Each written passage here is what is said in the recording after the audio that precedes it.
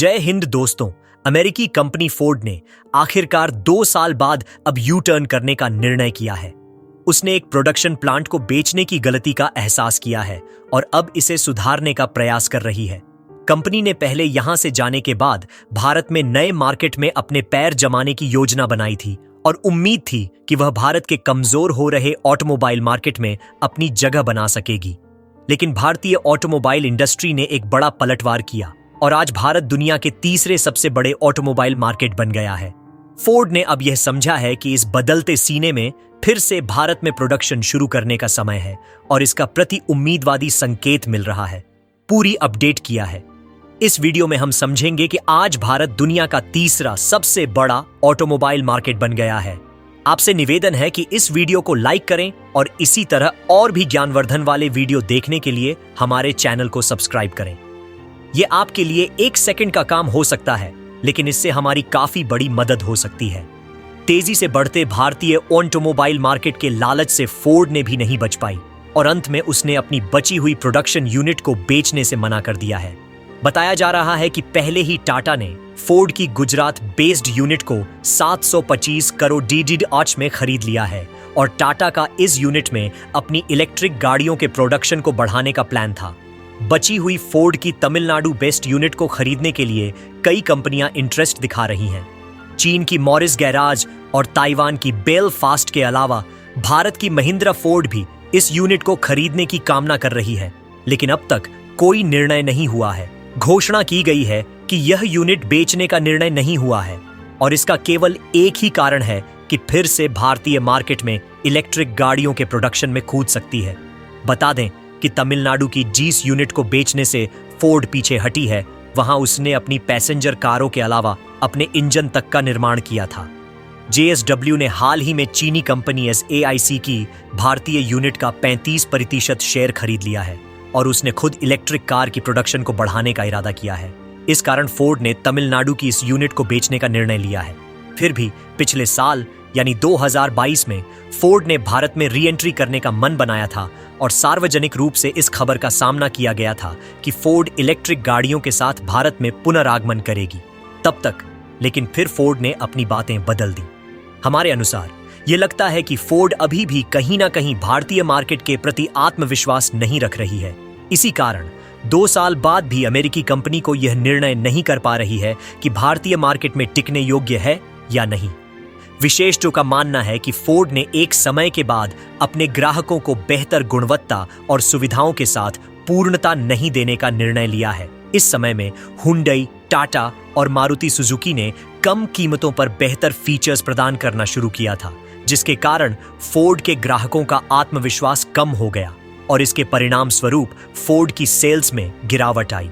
यह तय करना अब मुश्किल है कि फोर्ड इस प्लान को अपने पास ही रखेगी, लेकिन फोर्ड कब भारत में प्रोडक्शन शुरू करेगी यह स्पष्ट नहीं है। इस तथ्य के अनुसार यह भी कहा जा रहा है कि फोर्ड आगे बढ़कर इस यूनिट को एक्सपोर्ट मार्केट के लिए इस्तेमाल कर सकती है। ऐसे मार्केट हैं जहां आज भी डीजल और पेट्रोल गाड़ियां अधिक उपयोग की जाती हैं। स्पष्ट रूप से फोर्ड ने अपनी पिछली गलतियों से सीखा होगा और इस बार वह इन गलतियों को सुधार सकती है।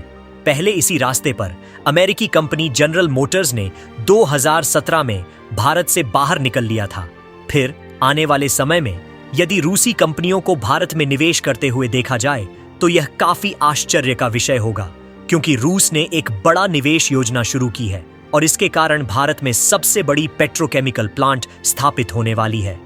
भारत और रूस का यह संयुक्त उद्यम यूरोपियन मार्केट को पूरी तरह से बदलने के उद्देश्य से बनाया गया है और यहाँ पेट्रोकेमिकल इंडस्ट्री को मुख्य रूप से ऑयल प्रोड्यूसिंग देशों और चीन के साथ मिलकर चलाते हैं। मुख्य समाचार की ओर बढ़ने से पहले हम जानते हैं कि यह इंडोर संयुक्त उद्यम बड़े बाजारों में कैसे हलचल मचाएगा। पेट्रोकेमिकल इंडस्ट्री को मुख्य रूप से 2 केमिकल्स निर्धारित करती है, जो हैं पॉलीएथिलीन और पॉलीप्रोपिलीन। इसे ऐसे समझें कि पेट्रोकेमिकल्स का प्रोडक्शन दुनिया भर में हो रहा है। इनमें से 7% पेट्रोकेमिकल्स पॉलीएथिलीन और पॉलीप्रोपिलीन होते हैं। ये वही केमिकल्स हैं जिनसे प्लास्टिक पॉलीथीन उत्पन्न होता है।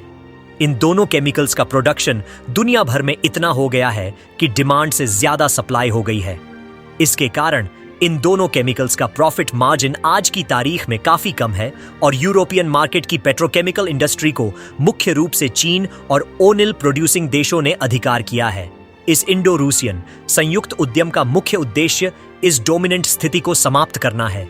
मुख्य खबर यह है कि इंडो एशियन कंपनी और न्यारा एनर्जी 2024 के पहले क्वार्टर से 4,50,000 टन क्षमता वाले पॉलीप्रोपिलीन प्लांट की ऑपरेशन शुरू करने का प्लान बना रही है। इस यूनिट का एक नुकसान यह है कि यह पॉलीप्रोपिलीन की अधिशेष आपूर्ति को और इन्वर्टर ई से भर देगा, जिससे केमिकल की मूल्य और नीचे जाएगी।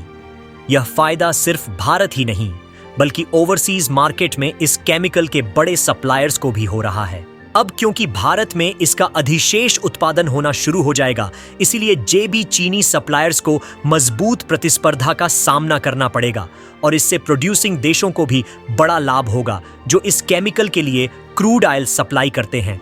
एक डेटा के अनुसार 2030 तक पूरी दुनिया में 427 मिलियन टन पॉलीप्रोपिलीन की मांग होगी। इसका मतलब है कि डिमांड से 7 मिलियन टन से ज्यादा पॉलीप्रोपिलीन का उत्पादन जब दुनिया भर में होगा। आपको बता दें कि न्यारा एनर्जी की यह प्लांट गुजरात की वाडीनार में सेटअप होगी। वाडीनार वही जगह है जहां भारत की 7% क्रूड ओनिल रिफाइनिंग होती है। जो लोग नहीं जानते उनको बता दें कि भारत ने 250 मिलियन मीट्रिक टन से ज्यादा क्रूड ओनिल की रिफाइनिंग कैपेसिटी मौजूद है और पूरे एशिया में भारत रिफाइनिंग के मामले में दूसरे नंबर पर आता है।